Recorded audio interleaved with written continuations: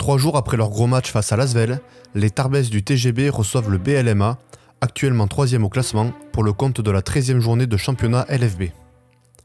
L'effectif sera encore réduit à 6 joueuses, Isabelle Yacoubou étant toujours forfait suite à sa grippe.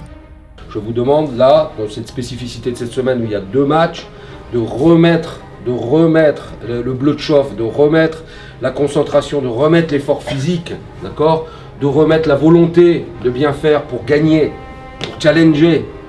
La deuxième chose, c'est on est un exemple pour tous les gens qui nous regardent. Donc vous êtes des exemples. Voilà des gens qui dans la difficulté se battent, avec tous les gens qui sont en difficulté à l'extérieur de ce vestiaire.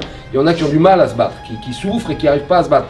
Vous vous battez, vous êtes un exemple pour tous ces gens-là. Il faut continuer à être exemplaire. Vous l'avez été dans la semaine, vous l'êtes depuis le début de l'année. Vous devez encore être exemplaire. Ça, c'est important. D'accord ? Le BLMA impose son rythme dans les premières minutes de la rencontre, avant que les partenaires de Marie Pardon accélèrent et reprennent l'avantage au score aux côtés de Clémentine Sanson et Carla Leite. Après un chassé-croisé, Tarbes n'a que 6 petits points de retard à la mi-temps. On voulait contrôler le tempo du match et donc elles ont couru beaucoup, elles nous ont mis en difficulté et voilà, on est revenu à la fin, on a réussi à mettre les paniers qu'il fallait.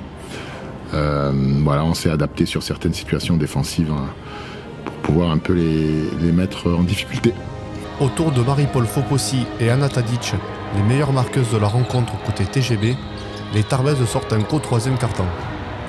Les Bigourdanes enchaînent les attaques et sont devant au score pendant presque toute la seconde mi-temps.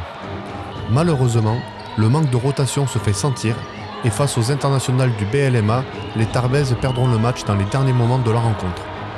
Encore une fois, le public a été présent et au soutien de ces joueuses qui se seront données à 200% et ne sont une nouvelle fois pas récompensées.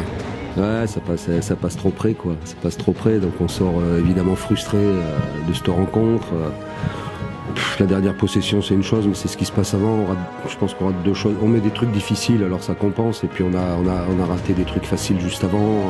Mais il y a un moment, quand il n'y a plus d'essence, il n'y a plus d'essence, quoi, ou plus d'oxygène, en l'occurrence. Donc il y a vraiment, non seulement il n'y a rien à reprocher à ces joueuses, mais il y a à les féliciter pour, effectivement, tu as raison, pour ce qu'elles donnent sur le terrain, cette énergie et cette volonté de gagner, toujours cette compétitivité. Voilà, on peut encore une fois le mettre en exergue. Malheureusement, on est dans le sport de haut niveau et on a perdu, les filles et moi, on a le même discours, on perd. Donc on perd. Donc là, c'est rédhibitoire au bout du bout. Bon.